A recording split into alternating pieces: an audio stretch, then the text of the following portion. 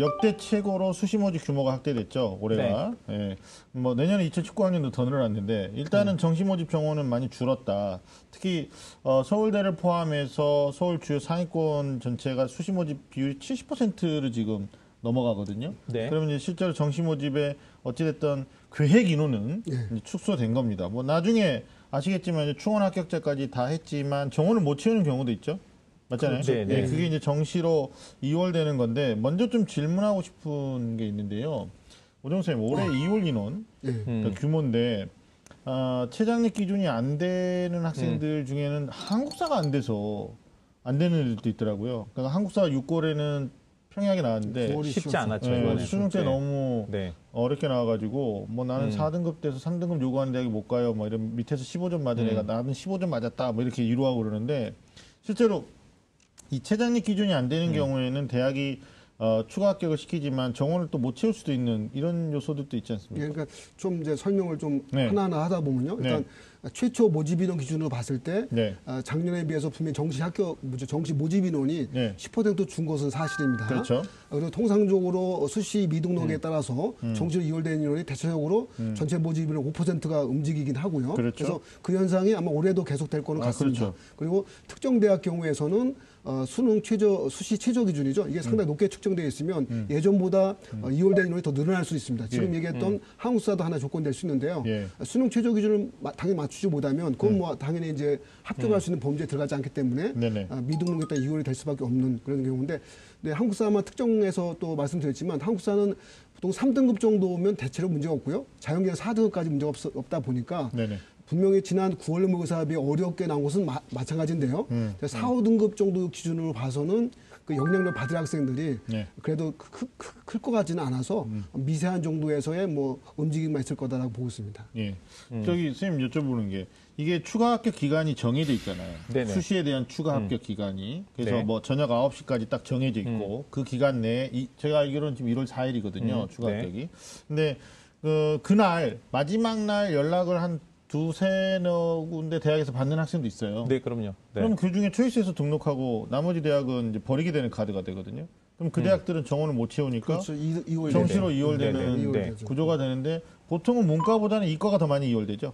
예, 그렇죠. 왜냐하면 서울대학교도 3년간 통계를 보니까 154.7명 이상이 이월됐더라고요. 아무래도 이제 서울대보다 더 좋은 학과, 의예과를 가는 아이들이 있으니까 빠져나가는 거고, 문과는 3년 평균 보니까 4명이 이월됐어요. 그러니까 서울대 됐는데 뭐 집이 멀어서 안 가, 이건 아닌 것 같고, 뭐 경찰대나 사관학교, 뭐 한의대 교차 지원자들이 등록 안 한 걸로 이렇게 보는데, 아무래도 이제 문과 학생들하고 이과 학생들이 이 2월의 규모가 좀 다르니까 좀 살피셔야 될 것 같고, 두 번째는 수능을 아예 적용하지 않는 대학, 대표적인 대학이 한양대 아닙니까? 이런 대학은 2월이 많지 않아요. 그렇죠. 다 뭐 워너비 대학이니까 다 등록하는 거고, 그다음에 서강대처럼 단과대가 적은 대학, 인원이 적으니까 2월 인원이 적다. 그러나 뭐 연세대나 성균관대나 이렇게 아니면 중위권 대학에서도 상당히 많이 그러니까 2에서 빼가면 밑에는 다 연세 이동이거든요. 그래서 2월 인원은 오정 선생님 그 1월 4일까지 발표하면 1월 5일 정도면 대학이 홈페이지에 공지하겠죠. 다 공지해야 되죠. 그러니까 통상적으로 전체 모집인의 5% 정도가 수시에서 정시로 이월됐다고 보시면 되고요. 그렇죠. 그래서 이번 경우에는 아마 이제 이번 뭐 포항 지진에 따른 수능 일주일 연기, 또 대입 일주일 연기에 따라서 또 중요하게 일정 체크할 것도 많이 있습니다. 그래서 중요한 거 지금 수시를 얘기하니까 수시 추가 모집에 대한 발표와 등록인데요. 그렇죠. 이 기간이 공교롭게도 12월 25일부터 한 5일 정도 기간 동안에 이루어지게 돼 있습니다. 25일 날 어느 날인지 아시죠? 네. 성탄절, 크리스마스. 상당히 즐거울 날에 예수님이 탄생한 날. 즐거울 날에 이제 추가 학교를 기다리는 수험생 학부 입장에서는 학교에서는 뭐죠? 반드시 또 켜야 될 거, 핸드폰. 그리고 인터넷이 돼야 됩니다. 왜냐하면 추가 합격을 확인해야 되니까. 맞아요. 그리고 약간의 또 비용이 필요합니다. 왜냐하면 이제 수시 등록을 해서는 예치금을 넣어야 되는데 예치금이 수시이기 때문에 정시하고는 달라요. 정시 때는 등록금 500만 원을 다 넣어야 되는데 수시 때는 그중에 10% 예치금 대략 50만 원 전을 내게 돼 있습니다. 그래서 적어도 저희가 확인하기 꼭 필요한 것이 뭐냐면 수시 추가 모집 등록 기간에서 추가 학교 기다리는 학생들은 반드시 인터넷이 될 수 있는 환경이 있어야 됩니다. 어디 놀러 가시더라도. 인천공항 안 돼요. 내가 봤을 때. 해외 가면 어때요?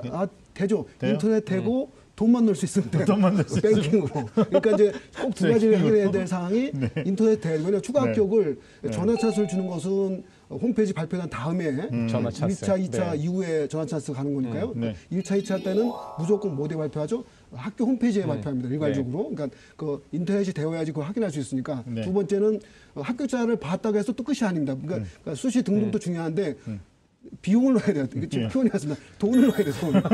돈을 넣어야 되기 때문에. 맞아요. 그러니까 돈이 정확하게 들어야 표현해요. 돼요. 네. 수시 합격을 하더라도 네. 수시 네. 등록 기간에 돈을 넣어야 되고요. 네, 맞아요. 추가 합격 기간도 마찬가지로 합격자 발표한 다음에 돈을 넣어야지 정시 등록한 학생으로 판별이 되니까 그러니까 두 가지 환경이 꼭 필요한 정도에서 준비를 해야 될 것 같습니다. 알겠습니다. 이게 오해 없이 수시 학대가 최대 변수다. 정시 많이 줄어들었다는데 여기서 한 가지 꼭 체크하실 건 2월 인원이다. 네네. 그 2월 인원은 1월 4일까지 최종 은행문을 4시에 닫아요. 그럼 부지런한 대학은 뭐 그날 밤에 홈페이지 공지도 하는데 대부분 이제 5일까지 하고 6일 날 원서 접수니까 이건 또 한 가지 모를까 봐 말씀드리는데 12월 12일 날 성적표가 나오면 입시 기관들이 정시 실채점 배치표 또는 그냥 배치표 이게 나오거든요.